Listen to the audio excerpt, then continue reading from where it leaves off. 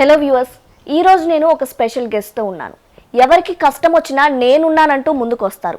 పుట్టినిల్లు మెట్టినిల్లు రెండు రాజకీయ కుటుంబాలే అయినప్పటికీ ఆమెకంటూ ప్రత్యేక స్థానాన్ని సంపాదించుకున్నారు. 3 సార్లు ఎమ్మెల్యేగా గెలిచి హ్యాట్రిక్ని సొంతం చేసుకున్నారు. ఆమె మరెవరో కాదు, డీకే అరుణ గారు. నమస్తే. నమస్తే అమ్మా. పుట్టినిల్లు మెట్టినిల్లు రెండు రాజకీయ కుటుంబాలే. ఆ ఇన్ఫ్లుయెన్స్ మీ మీద ఎలా ఉండేది? అంటే ఇన్ఫ్లుయెన్స్ అంటే చిన్నప్పటి నుంచి చూసాం కాబట్టి ప్రత్యేకమైన ఇన్ఫ్లుయెన్స్ ఏమీ లేదు. మీకు ఎప్పుడు వచ్చింది థాట్ రాజకీయాల్లోకి రావాలి అని? రావాలని థాట్తో రాజకీయాల్లోకి రాలేదు, అనుకోకుండానే వచ్చాను రాజకీయాల్లోకి. అంటే ఏ పాయింట్ మిమ్మల్ని నేను రాజకీయాల్లోకి వస్తే బాగుండు, ప్రజాసేవ చేయాలి అని అనిపించింది? అట్లా నేను రాజకీయాల్లోకి రావాలి, నేను రాజకీయాల్లో ఉంటే బాగుంటుందని రాజకీయాల్లోకి రాలేదు. అన్ఎక్స్పెక్టెడ్గా రాజకీయాల్లోకి తీసుకురాబడ్డాను. రాజకీయాల్లోకి వచ్చిన తర్వాత అప్స్ ఉంటాయి, డౌన్స్ ఉంటాయి. చాలా అధిగమించారు, చాలా చూశారు మీరు. ఎప్పుడైనా కొంచెం లో అయినప్పుడు మిమ్మల్ని మీరు ఎలా మోటివేట్ చేసుకుంటారు? అంటే ఓటమిలు చూశాను, గెలుపు చూశాను నేను. సో రెండు చూశాను. నాకేమి ఇప్పుడు ఓడిపోయిన ఓటమి ఏమి కొత్త కాదు, గతంలో కూడా ఓడిపోయాను. సో 3 ఓటమిలు 3 గెలుపులు ఉన్నాయి నాకు. సో ఓడిపోతే ఏమీ ఇదైపోలేదు, గెలిస్తే ఉబ్బిపోలేదు. సో గెలిచినా ఓడినా ప్రజల మధ్యలో ఉన్నాను, ప్రజల కోసమే. వాళ్ళ ఇష్యూస్ పైన గెలిచినప్పుడు నా చేతిలో ఆ రోజు అంటే పనిచేసేటటువంటి అవకాశం, అధికారం ఉండింది కాబట్టి ఆ ప్రాంతానికి పెద్ద ఎత్తున నాకు శక్తి ఉన్నటువంటి మేరకు డెవలప్మెంట్ చేశాను. నియోజకవర్గం అయితేనేమి, మంత్రిగా జిల్లా అయితేనేమి, అనేక అభివృద్ధి కార్యక్రమాలకు పెద్ద ఎత్తున నా హయాంలో జరిగింది. సో ఓడిపోయిన తర్వాత కూడా నేను గతంలో ఓడిపోయినప్పుడు పబ్లిక్ ఇష్యూస్ పైన చాలా పెద్ద ఎత్తున పోరాటాలు చేసాము. గెలిచినప్పుడు అధికారంలోకి వచ్చాక వాటిని సాధించుకున్నాము, వాటిని ఇంప్లిమెంట్ చేసాము. అన్న మాటలన్నీ, ఇచ్చిన హామీలన్నీ కూడా నెరవేర్చాము. సో ఇప్పుడు ఓటమి చెందిన తర్వాత ఇప్పుడు కూడా ప్రజల మధ్యలో ఉన్నాం, ప్రజా వ్యతిరేక విధానాలపైన పోరాటం చేస్తున్నాం. తెలంగాణ రాష్ట్రం ఏర్పడ్డ అంటే సందర్భం, తెలంగాణ రాష్ట్రం ఎందుకోసం ఏర్పాటైందనేటటువంటి విషయం ఈరోజు కంప్లీట్గా అది మరుగున పడిపోయినటువంటి పరిస్థితి ఉన్నది. ఈరోజు కేవలం అధికారం ఒక కుటుంబం చేతిలో ఉండి ఈరోజు తెలంగాణ ప్రజల జీవితాలు నలిగిపోతున్నాయి. తెలంగాణ రాష్ట్రం ఈరోజు అప్పుల పాలైపోతూ ఉంది. సో వీటిపైన అనేక హామీలు ప్రజలకు ఇచ్చినాయి, నెరవేర్చకుండా ఈరోజు ప్రభుత్వం కేవలం కల్వకుంట్ల కుటుంబం కోసమే తెలంగాణ వచ్చినట్లుగా చేస్తున్నటువంటి తీరుపై కానీ ప్రజల మధ్యలో ఉండి ప్రజల ఇష్యూల సమస్యలపైన పోరాటం చేస్తున్నాం ఈరోజు కూడా. మీరు కాంగ్రెస్లో ఉన్నారు, ఆ తర్వాత బీజేపీలోకి వచ్చారు. కాంగ్రెస్ నుంచి బీజేపీకి రావడానికి ప్రధాన కారణం ఏంటి? ఇది 2 ఏళ్ళు అయిపోయింది. ఇంకా ఎందుకు చాలాసార్లు చెప్పాను ప్రధాన కారణం. సో నేషనల్ పార్టీలో అంటే పార్టీ మారాలని ఆ రోజు ఆలోచన చేసినప్పుడు ఒక నేషనల్ పార్టీలో ఉండాలని అనుకున్నాను. ఇంకొక నేషనల్ పార్టీలో ఈరోజు భారతీయ జనతా పార్టీ నరేంద్ర మోడీ గారి నాయకత్వంలో ఈ దేశం యొక్క లక్ష్యాన్ని, దేశం అభివృద్ధి, దేశం యొక్క స్థానాన్ని ప్రపంచ దేశాల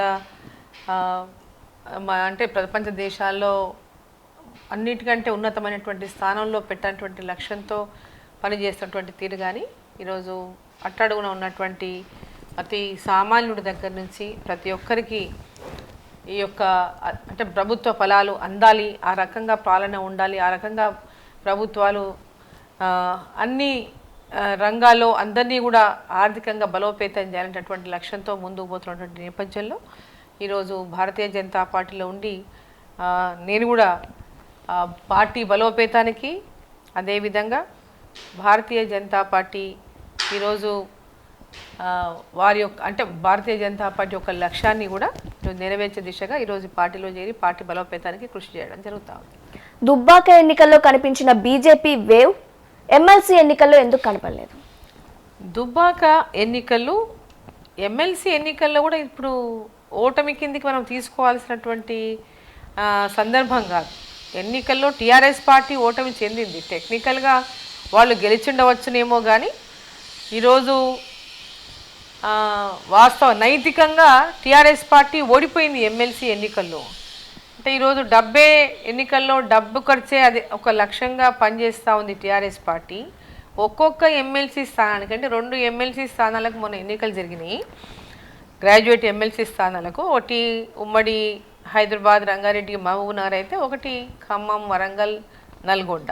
సో 2 స్థానాల్లో కూడా ఈరోజు బీజేపీ పార్టీకి వచ్చినటువంటి ఓట్లను చూసుకున్నట్లయితే, అదేవిధంగా టీఆర్ఎస్ పార్టీకి వచ్చినటువంటి ఓట్లను చూసుకున్నట్లయితే కనుక టీఆర్ఎస్ పార్టీకి వచ్చినటువంటి ఓట్ల శాతాన్ని చూసుకుంటే అది గెలుపే కాదు. ఎందుకంటే ఇక్కడ ప్రతిపక్షంలో ఉన్నటువంటి పార్టీలు కానీ అదేవిధంగా ఇండిపెండెంట్లు పెద్ద ఎత్తున పోటీ చేయడంలో కానీ ఓటు చీలిపోవడం వల్ల అది టీఆర్ఎస్కు లబ్ధి చెంది వచ్చినటువంటి గెలిపే కానీ 30% కూడా కేవలం 30% ఓట్లకే పరిమితమైనటువంటి టీఆర్ఎస్ పార్టీ విజయాన్ని ఈరోజు ప్రజలు ఆదరించిండ్రు, టీఆర్ఎస్కు పట్టం కట్టిండ్రు అని మనం అనుకోవటానికి ఇక్కడ వీల్లేదు. దుబ్బాక ఎన్నికల్లో పెద్ద ఎత్తున తెలంగాణ ప్రజలంతా కూడా మార్పు కోరుకుంటున్నటువంటి ఒక సంకేతాన్ని దుబ్బాక ఎన్నిక ఇచ్చింది. తెలంగాణ రాష్ట్రంలో టీఆర్ఎస్ పార్టీని మార్చాలనేటటువంటి ఆలోచన, ఈ అధికార పార్టీ ప్రజల్ని మోసం చేస్తూ ఉన్నటువంటి ఆలోచన, కేసీఆర్ గారు ప్రజలకు ఇచ్చిన హామీలు నెరవేర్చలేడం లేదు, కేవలం ఒక అవినీతిమయమైనటువంటి పాలనతో ప్రజలని అంటే మాయమాటలతో మోసం చేస్తున్నటువంటి ఒక తీరును దుబ్బాక ప్రజలు ఎండగొట్టినారు. అనేక రకాలుగా వాళ్ళు ఎన్ని మాటలు చెప్పినా దుబ్బాక ప్రజలు ముఖ్యమంత్రి గారి నియోజకవర్గానికి ఆనుకుని ఉన్నటువంటి నియోజకవర్గమైన, హరీష్ రావు గారి నియోజకవర్గానికి ఆనుకుని ఉన్నటువంటి నియోజకవర్గమైన, కేటీఆర్ గారి నియోజకవర్గానికి ఆనుకుని ఉన్న నియోజకవర్గమైన వాళ్ళు ధైర్యంగా అక్కడ ముందుకొచ్చి ఓట్లు వేసినారు. వాళ్ళు ఎన్ని రకాలుగా భయపెట్టినా, మీ పెన్షన్ పోతుంది, మీ ఇల్లు రాదు, మీకు ఊర్లో అది రాదు, మీకు ఈ పని కాదు, మీకు గొర్రెలు రావు, మీకు బర్రెలు రావు, మీకు చేపలు రావు, మీకు అన్ని రకరకాలుగా వేధించినప్పటికి కూడా, రైతు బీమాలు రావు, మీకు అన్ని రకాలుగా భయపెట్టినప్పటికి కూడా వాళ్ళు ఎక్కడ కూడా బ్యాక్ కాకుండా అక్కడ బీజేపీ పార్టీకి అండగా నిలిచినారు. అంటే వాళ్ళు ఒక సంకేతాన్ని ఇచ్చినారు, తెలంగాణలో ప్రజలు మార్పు కోరుకుంటున్నారు అనేటటువంటి ఒక సంకేతాన్ని దుబ్బాక ప్రజలు ఇచ్చిండ్రు. దానికి తర్వాత వచ్చినటువంటి జిహెచ్ఎంసీ ఎన్నికల్లో కూడా పెద్ద 4 స్థానాలు ఉన్నటువంటి బీజేపీ పార్టీ 48 స్థానాలు సాధించింది. టీఆర్ఎస్ పార్టీ 99 స్థానాల నుంచి 56 స్థానాలకు వచ్చింది. సో దాంట్లో తేటతెల్లం ఏమైందంటే బీజేపీ వైపు ప్రజలు మొగ్గు చూపుతున్నారు అని చెప్పడానికి ఒక స్పష్టమైనటువంటి సంకేతం. ఎందుకంటే అధికార పార్టీ ఇంకొక దాదాపు 2 ఏళ్లకు పైగా, నియర్లీ 3 years అధికారంలో ఉంటుంది, ఇంకో దాదాపు ఒక 3 ఏళ్ళు అధికారంలో ఉండబోతుంది. కాబట్టి మరి ఈ అధికారంలో ఉండేటటువంటి పార్టీ అనేక రకాలుగా ఇబ్బందులకు గురి చేస్తుందని, ఎమ్మెల్సీ ఎన్నికల్లో ఉద్యోగులని అసలు ఎంత పెద్ద ఎత్తున వీళ్ళు బెదిరించారంటే, వచ్చే 3 ఏళ్ళు మేమే ఉండేది, మీరు జాగ్రత్తగా ఉండకపోతే మీకు ఇంకా పీఆర్సీనే రాదు, లేకపోతే మీకు ఆర్టీసీకి పట్టినటువంటి గతి పడుతుంది, అట్లా అనేక రకాలుగా ఉపాధ్యాయులను బెదిరించారు, ఉద్యోగులను బెదిరించారు. వాళ్ళ ఉద్యోగ సంఘాల నేతలను పిలిపించుకొని ముఖ్యమంత్రి గారు ఎలక్షన్ కోడ్ ఉండగా తన ప్రగతి భవన్కు పిలిపించుకొని వాళ్ళతో సమావేశాలు జరిపి 29% ఫిట్మెంట్ ఇస్తాము, పీఆర్సీ ఇస్తామని చెప్పి ఒక అంటే ఎన్నికల కోడ్ ఉండగా కూడా ఆ విధంగా ప్రకటన చేయించినారు. సో అన్ని రకాలుగా కూడా వాళ్ళతో అందరితో ప్రత్యేకంగా ఫోన్లలో మాట్లాడి ఎట్టి పరిస్థితుల్లో కనుక టీఆర్ఎస్ పార్టీని గెలిపించకపోతే మనం ఇబ్బందులు ఎదుర్కొంటామనేటటువంటి అంటే సీన్ని క్రియేట్ చేశారు. సో చాలామంది కూడా దాంట్లో కొంత ఇక 2 వేలకు ఒక్కొక్క ఓటు 2 వేలకు ఇచ్చారు. ప్రతి ఒక్కరికి 2,000 రూపాయల నుంచి 12,000 వరకు ఓట్లు కొన్నారు. 2,000 నుంచి 12,000 వరకు ఒక్కొక్క ఓటుకి ఇచ్చారు. సో అది కూడా పెద్ద ఎత్తున వాళ్ళ గెలుపుకు కారణమైంది. ఈ 2 కూడా ముఖ్యమైనటువంటి కారణాలు. అంటే మొత్తం డబ్బు తీసుకున్న వాళ్ళందరూ కూడా వాళ్ళకి ఓట్లు వేసింటే చాలా ఓట్లు రావాలి, అట్లా కూడా ఓట్లు వేయలేదు. మొత్తం వీళ్ళు డబ్బులు ఇచ్చిన వాళ్ళందరూ కూడా ఓట్లు కూడా వేయలేదు. ఎందుకంటే వాళ్ళు తీసుకున్న వాళ్లకు తీసుకోకపోతే ఓటు వేయరని ఆమె అనుమానిస్తారో ఏమంటేటువంటి భయంతో కూడా డబ్బులు తీసుకోవాల్సిన పరిస్థితి ఏర్పడింది. బలవంతాన డబ్బులు ఇచ్చిన పరిస్థితి టీఆర్ఎస్ పార్టీ పరిస్థితి. సో ఆ రకంగా డబ్బులు తీసుకున్నప్పటికీ కూడా కేవలం 30% ఓట్లే వాళ్ళు సాధించిండ్రు అంటే ఎంత పెద్ద ఎత్తున ప్రజల్లో వీళ్ళ పట్ల నిరాదరణ ఉందో, గ్రాడ్యుయేట్స్ కూడా వీళ్ళు ఎంత పెద్ద ఎత్తున నిరాదరించిందో అదే స్పష్టమవుతా ఉంది. అది గెలుపు నైతికంగా వాళ్ళ గెలుపే కాదు. ఎన్నికల కోడ్ ఉన్నప్పుడు కూడా కేసీఆర్ గారు పిలిచి మాట్లాడటం జరిగింది అన్నారు. మరి అలాంటప్పుడు ఎలక్షన్ కమిషన్ ఏం చేస్తుంది? లేకపోతే ఎలక్షన్ కమిషన్ కూడా గవర్నమెంట్తో కుమ్మక్క అయిపోయిందా? ఇప్పుడు ఎలక్షన్ కమిషన్ అప్పుడు అన్ని రకాలుగా కూడా ఎంతో పెద్ద ఎత్తున కంప్లైంట్లు లేని ఎలక్షన్ కమిషన్కి నోటీసులు ఇచ్చేందుకు చేతులు దులుపుకున్నారు. ఉద్యోగ సంఘాల నేతలు అసలు ముఖ్యమంత్రి గారి ఆఫీస్కి ఎందుకు పోవాల్సి వచ్చింది? ఎన్నికల కోడ్ పెట్టుకొని వీళ్ళు అక్కడ పోయి ఎందుకు పోయినారు? పోయి వచ్చి బయటకు వచ్చి అంటే 99% ఫిట్మెంట్ ఇస్తాము, పిఆర్సీ అనౌన్స్ చేస్తారు ఏప్రిల్ 1 నుంచి ఇచ్చేసినటువంటి మాట ఎందుకు చెప్పాల్సి వచ్చింది? అంటే ఓటమి భయంతోనే కదా ఆ స్థాయికి దిగజారినరు. అంటే ఓడిపోతామనే భయంతోనే కదా, ఓడిపోతామనే భయంతోనే ముఖ్యమంత్రి గారు ఆ స్థాయికి దిగజారిపోయి ప్రగతి భవన్లో అన్ని రోజులు పాపం ఎప్పుడైనా ఉండడో లేదో కానీ అన్ని రోజులు ప్రగతి భవన్లో ఉండి మానిటర్ చేసుకొని ఎన్నికల్లో గెలిపే లక్ష్యంగా, ఎన్నికల కనుక ఓడిపోతే తన భవిష్యత్తు పూర్తిగా ప్రమాదకరంలో ఇప్పటికే ప్రమాదకరంలో పడింది, ఇక భవిష్యత్తు ఇక ప్రశ్నార్థకం అయిపోతున్నటువంటి ఒక లక్ష్యంతోనే అంత పెద్ద ఎత్తున ఎలక్షన్ ప్లానింగ్కు స్వయంగా రంగంలో దిగిండు పాపం ఆయన గప్ప ఈ ఓటమితో. ఎందుకంటే అప్పటికే దుబ్బాక జిహెచ్ఎంసీలో పెద్ద ఎత్తున దెబ్బ తగిలింది. మరి మళ్ళీ కనుక ఈ ఎన్నికల్లో కూడా ఓడిపోతే ఇంకా దాన్ని తిప్పుకోవడం కూడా కష్టమవుతున్నటువంటి ఒక లక్ష్యంతో గెలిపే లక్ష్యంగా పనిచేసింది. ఎందుకంటే రేపు నాగార్జున సాగర్ కూడా ఉంది, మళ్ళీ ఇది ఎఫెక్ట్ దాని మీద పడుతుంది. సో ఇట్లానే అయిపోతుంది. అందుకే వచ్చిన తనకున్నటువంటి అధికారాన్ని అన్ని రకాలుగా దుర్వినియోగం చేస్తూ పూర్తిగా తెలంగాణలో దోచిన డబ్బునంతా కూడా రాజకీయం కోసమే, ఎన్నికల ఓట్ల కోసమేటటువంటి విధంగా ఈరోజు తెలంగాణను దోస్తున్నారు. దోచిందంతా మళ్ళీ అధికారం సంపాదించుకోవడానికి ఎంతకైనా ఖర్చు పెట్టడానికి ఈరోజు దిగజారుతున్నారు. రేపు నాగార్జున సాగర్ ఎన్నికల్లో ఎమ్మెల్సీ ఫలితాల్లానే నాగార్జున సాగర్ ఫలితాలు కూడా వస్తాయి. ఇప్పుడిప్పుడే పుంజుకుంటున్న బీజేపీకి మళ్ళీ మనుగడ కష్టం తెలంగాణలో అని ప్రజానికం అంటుంది. అలాంటి వాళ్ళకి మీరేం సమాధానం చెప్తారు? అలా ఏం ఉండదండి, ప్రజలకు అందరికీ తెలుసు. ఈరోజు తెలంగాణ రాష్ట్రంలో టీఆర్ఎస్ పార్టీని ఎదుర్కొనే సత్తా కేవలం బీజేపీ పార్టీకే ఉంది అనేది. ఈరోజు నాగార్జున సాగర్ ఎన్నిక విషయంలో వస్తే అధికార పార్టీ మొన్న ఎమ్మెల్సీ ఎన్నికల్లో ఎంత పెద్ద ఎత్తున దుర్వినియోగం చేసినా, ఎన్ని ఓట్లు వచ్చినావో రాష్ట్ర ప్రజలందరూ కూడా గమనించినారు. సో రాష్ట్ర ప్రజలకు అందరికీ కూడా ఈరోజు ఈయన అధికారాన్ని ఎంత దుర్వినియోగం చేసి ఇప్పటికే నాగార్జున సాగర్లో గల్లీ గల్లీలో ఇంటింటిలో టీఆర్ఎస్ పార్టీ నాయకులు మొత్తం దూరిపోయినారు, దిగిపోయినారు. విపరీతంగా అంటే మద్యాన్ని ఏరులై పారిస్తున్నారు. డబ్బు సంచులు ప్రతి నాయకుని ఇంట్లో డబ్బుల సంచులు చేరవేసిండ్రు. సో కేవలం డబ్బు మద్యం వీటిని ఏరులై పారిస్తే మనం గెలుస్తామనేటటువంటి ఒక దీనికి టీఆర్ఎస్ పార్టీ వచ్చింది. సో కాబట్టి అక్కడ నాగార్జున సాగర్ ప్రజలు కూడా ఆలోచన చేయాల్సినటువంటి సందర్భం. దుబ్బాకలో ప్రజలు ఎందుకు ఆ రకమైనటువంటి తీర్పు ఇచ్చిండ్రు? అక్కడ కూడా డబ్బులు వెదజల్లిండ్రు, అక్కడ కూడా మద్యం వెదజల్లిండ్రు, అడ్డగోలుగా అధికార దుర్వినియోగం చేసిండ్రు, పోలీసులను తీసుకొచ్చిండ్రు, కేసులు పెట్టించిండ్రు, రకరకాల కేసులు పెట్టి ఇబ్బందులు పెట్టిండ్రు, అనేక రకాలుగా ఇబ్బందులు చేసినప్పటికీ కూడా దుబ్బాక ప్రజలు చక్కటి తీర్పు ఇచ్చిండ్రు. అట్లే నాగార్జున సాగర్ ప్రజలు కూడా తప్పకుండా తెలంగాణ ప్రజల యొక్క ఆకాంక్ష టీఆర్ఎస్ పార్టీని తెలంగాణలో గద్దె దింపడం, దానికి నాగార్జున సార్ కూడా వేదిక కావాలని చెప్పి నాగార్జున సార్ ప్రజలు కూడా ఆలోచన చేయాల్సినటువంటి అవసరం ఉంది. ఆ దిశగా ఆలోచన చేస్తున్నటువంటి నమ్మకం కూడా మాకుంది. నీళ్లు, నిధులు, నియామకం ఈ మూడింటి కోసం తెలంగాణ ఉద్యమం చేశారు. తెలంగాణ వచ్చింది, తెలంగాణ ప్రత్యేక రాష్ట్రం సాధించారు. కేసీఆర్ ఈ మూడిట్లో విఫలం సాధించారంటారా, విఫలమయ్యారంటారా? ఈ మూడు సమానంగా ఖచ్చితంగా ఆ నీళ్లు, నిధులు, నియామకాలనే సెంటిమెంట్తోనే తెలంగాణ తెచ్చుకున్నాం. నీళ్లు, నిధులు, నియామకాలనే సెంటిమెంట్తో వచ్చిన తెలంగాణ వస్తే ఇక్కడ నుంచి ఆంధ్ర వాళ్ళందరూ వెళ్ళిపోతారు. ఆంధ్ర వాళ్ళు వెళ్ళిపోతే ఆంధ్ర వాళ్ళ ఉద్యోగాలన్నీ ఖాళీ అవుతాయి. దాంతో మనకు ఇంటికి ఒక ఉద్యోగం వస్తుంది, ప్రతి కుటుంబానికి ఇంట్లో ఒక గవర్నమెంట్ ఉద్యోగం వస్తుందని చెప్పినటువంటి వ్యక్తి కేసీఆర్. మరి ఈరోజు ఆ లక్ష్యం దిశగా పనిచేయట్లేదే. మరి ఇప్పటిదాకా నిరుద్యోగులకు ఉద్యోగాలు ఇవ్వకపోవడానికి కారణం ఏంటి? దాదాపు ఈరోజు తెలంగాణ రాష్ట్రం ఏర్పాటు అయిన తర్వాత ఇప్పటిదాకా ఎన్ని ఉద్యోగాలు ఇచ్చారంటే కనీసం 33,000 ఉద్యోగాలు కూడా ఇలే ఇప్పటిదాకా. ఇప్పటికి 7 ఏళ్ళు గడిచిపోయింది, ఇంకా 1,90,000 ఉద్యోగాలు ఖాళీలు ఉన్నాయని చెప్తా ఉన్నారు. మరి 1,90,000 ఉద్యోగాలు ఖాళీ ఉంటే ఇన్ని రోజుల నుంచి ఆ ఉద్యోగాలు ఎందుకు నింపకపోవడానికి కారణం ఏంటి?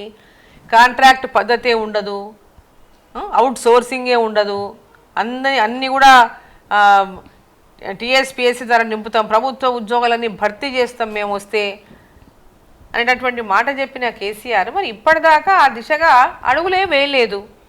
నిరుద్యోగులని నిరాశపరిచిండు, ఉద్యోగులకేమో ఫ్రెండ్లీ గవర్నమెంట్ అన్నాడు, ఇప్పటిదాకా ప్రమోషన్లు లేవు.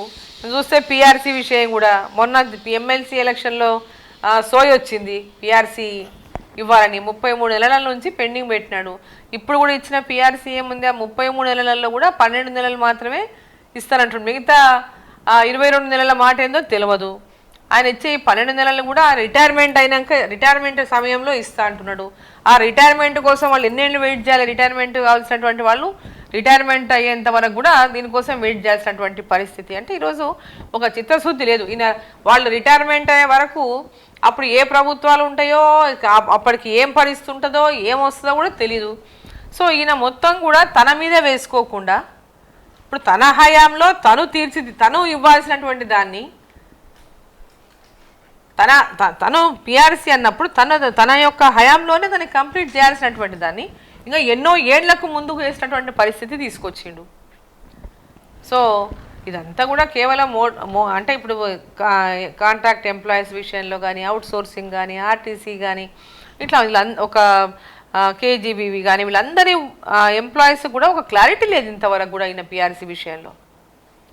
సో స్పష్టత లేదు, ఏదో చెప్పేశాడు పాపం అయిపోయింది, వీళ్ళంతా పాపం ఆ సంఘం అంతా వచ్చేసింది ప్రకటన ఒకటని పాపం ఇది చేస్తున్నారు. కొందరు ఉద్యోగ సంఘాల నేతలైతే పాపం చాలా అత్యుత్సాహంతో పాలాభిషేకం చేశారు, డ్యాన్సులు చేశారు. ఎందుకోసం చేశారో తెలీదు వాళ్ళు డ్యాన్సులు. వాళ్ళు ఇంతవరకు ఏ ప్రభుత్వాలు చేయంది పాపం వీళ్ళు ఏమైనా సాధించారా? ఇంతవరకు ఏ ప్రభుత్వాలు ఇవ్వనటువంటి పిఆర్సీ ఏమైనా కేసీఆర్ ఇచ్చాడా? 33 నెలల తర్వాత ఇచ్చినందుకు ఏమన్నా వీళ్ళు పాలాభిషేకం చేశారా?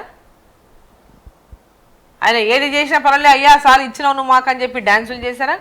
ఆ ఉద్యోగ సంఘాల నేతల యొక్క వాళ్ళు సాధించిన ఘనత ఇక్కడ ఏమీ లేదు. బీజేపీ పార్టీ యొక్క ఒత్తిడితోనే ఈరోజు పిఆర్సీ వచ్చింది. ఉద్యోగ సంఘాలు కానీ, ఉపాధ్యాయ సంఘాలు కానీ ప్రతి ఒక్కరు గుర్తుంచుకోవాల్సింది, వాళ్ళకందరూ తెలుసు ఈరోజు బీజేపీ పార్టీ కనుక ఇంత ఒత్తిడి పెట్టకుండా ఉంటే, ఈ రకమైన ప్రెషర్ ఉండకుండా ఉంటే ఈరోజు పిఆర్సీ వచ్చేదే కాదు. ఉద్యోగ సంఘాల నేతలు తామేదో సాధించినట్టు ఎందుకు డ్యాన్సులు చేస్తున్నారో అర్థం కాలేదు ఎవరికి. రాష్ట్రంలో బీజేపీ అధినాయకత్వం బాగానే ఉన్నా సరిగ్గానే ఉన్నా నియోజకవర్గాల వారీగా సరైన నాయకులు లేరు అన్న వాదన ఉంది. దీనికి మీరేమంటారు? నియోజకవర్గాల వారీగా ఇప్పుడు పార్టీ బలోపేతమైనప్పుడు ఆటోమేటిక్గా నియోజకవర్గాల్లో కూడా పార్టీ బలోపేతం. తెలంగాణ రాష్ట్రంలో ఈరోజు ఇప్పుడు ప్రతి ఒక్కరు కూడా టీఆర్ఎస్ పార్టీని ఓడించాలంటే బీజేపీ వైపు చూస్తున్నారు. సో బీజేపీకి ఖచ్చితంగా ప్రతి నియోజకవర్గంలో కూడా ఒక బలమైన నాయకత్వాన్ని, ఎక్కడెక్కడైతే ఇంకా మేము బలమైన నాయకత్వం లేదో బలమైన నాయకత్వం కోసం ఇప్పటికే కార్యక్రమాలు పెద్ద ఎత్తున ప్రారంభం చేసింది. అక్కడ నాయకత్వ బలోపేతానికి బూత్ స్థాయి నుంచి కూడా పార్టీ బలోపేతానికి కృషి చేయడం ప్రారంభించినాం. సో నాయకత్వం ఎక్కడైతే మాకు లోపం ఉందనుకుంటున్నామో అక్కడంతా కూడా బలోపేతం చేసే కార్యక్రమం ఈరోజు బీజేపీ పార్టీ ప్రారంభం చేసింది. వచ్చే ఎన్నికల నాటికి ఏ నియోజకవర్గంలో కూడా బీజేపీ పార్టీకి బలమైన నాయకుడు లేనటువంటి పరిస్థితి ఉండదు. ప్రతి నియోజకవర్గంలో బలమైన నాయకత్వం ఉంటుంది. టీఆర్ఎస్ పార్టీకి గట్టి పోటీ ఇస్తుంది. ఖచ్చితంగా తెలంగాణ రాష్ట్రంలో బీజేపీ అధికారంలోకి వచ్చే విధంగానే ఈరోజు బీజేపీ పార్టీ యొక్క కార్యక్రమాలు కొనసాగుతూ ఉన్నాయి. ఆ లక్ష్యంతోనే పనిచేస్తూ ఉంది. మీరేమో పవన్ కళ్యాణ్కి మాకు ఎటువంటి సంబంధం లేదు అంటున్నారు. పక్క రాష్ట్రంలో నాయకులేమో పవన్ కళ్యాణ్ గారితో చట్టాపట్టాలు వేసుకుని తిరుగుతున్నారు. దీనివల్ల మిమ్మల్ని సోషల్ మీడియాలో చాలా వరకు ట్రోల్ చేశారు. అది మీ వరకు వచ్చిందా? అలాంటి ట్రోలర్స్కి మీరేం చెప్తారు? ఇదంతా కూడాను సరే, ఇప్పుడు వాళ్ళకి రాజకీయంగా వాళ్ళు ఒక ఫిలిం ఇండస్ట్రీకి సంబంధించినటువంటి నాయకులు రాజకీయాల్లోకి వచ్చారు. వాళ్ళకి అభిమానులు పెద్ద ఎత్తున ఉండొచ్చు, వాళ్ళ అభిప్రాయాలు వాళ్ళకు ఉండొచ్చు. కానీ రాజకీయంగా ఇక్కడ డీకే అరుణనో లేకుంటే ఇంకెవరో ఇక్కడ డిసిషన్స్ తీసుకునేది ఉండదు. మాకు ఒక పార్టీ అధ్యక్షులు ఉన్నారు, జాతీయ అధ్యక్షులు ఉన్నారు. జాతీయ స్థాయి నుంచి కానీ రాష్ట్ర స్థాయిలో ఏ నిర్ణయాలు తీసుకోవాలన్నా అన్నీ కూడా ఆలోచన చేసి మాట్లాడి నిర్ణయాలు తీసుకుంటారు. డీకే ఉన్న పర్సనల్ అభిప్రాయం ఇక్కడ ఏముండదు, లేకపోతే ఇంకెవరో పర్సనల్ అభిప్రాయాలు ఏమి ఉండవు. ఇక్కడ పార్టీ అభిప్రాయం అనేది పార్టీ వెల్లడి చేస్తుంది. మా పార్టీ డిసిషన్ తీసుకుంటుంది. ఆ రోజు ఎన్నికలప్పుడు ఏం జరుగుతుంది, ఏముంటుంది, ఏముండదు అనేది మా పార్టీ అధిష్టానం నిర్ణయం తీసుకుంటుంది. వచ్చే ఎన్నికల్లో పవన్ కళ్యాణ్ మీకు ప్రచారం చేస్తే విజయ అవకాశాలు ఎక్కువ ఉంటాయి అని అంటున్నారు. పవన్ సమర్థవంతమైన నాయకుడు అని మీరు అనుకుంటున్నారా? ఇప్పుడు ఆ మాటలన్నీ కూడా అప్రస్తుతం అని నేను అనుకుంటున్నాను. ఎన్నికలు వచ్చినప్పుడు మాట్లాడదాం దాని గురించి. ఇప్పటి నుంచి డిస్కషన్ అవసరం లేదు. ఇంకా చాలా టైం ఉంది.